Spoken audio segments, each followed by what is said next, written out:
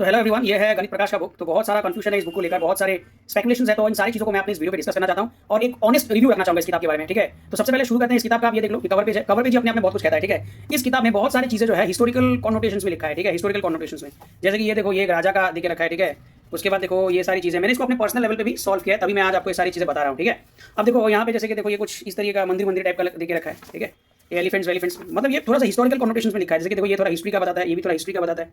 ठीक है, हिस्ट्री का ज़्यादा हिस्ट्री मिलेगा आपको यहाँ पे। ठीक है, फिर ये देखो किस तरीके का नंबर सिस्टम है, उकासर उरापोन इस तरीके का कुछ है।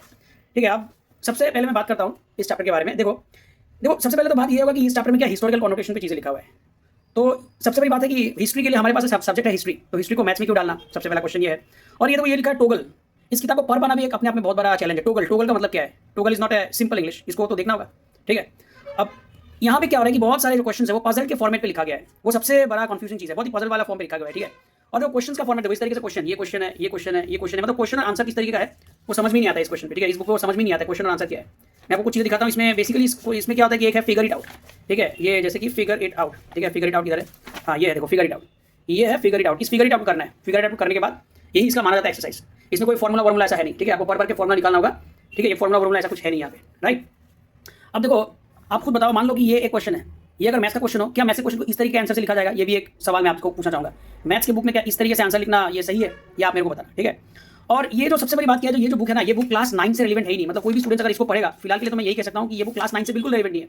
उस बच्चे को क्लास 9 या फिर क्लास 10 पे बहुत ज़्यादा प्रॉब्लम होगा। ठीक है, सब कलरफुल है लेकिन सारा क्या पजल है। ठीक है, बहुत ज़्यादा प्रॉब्लम होगा।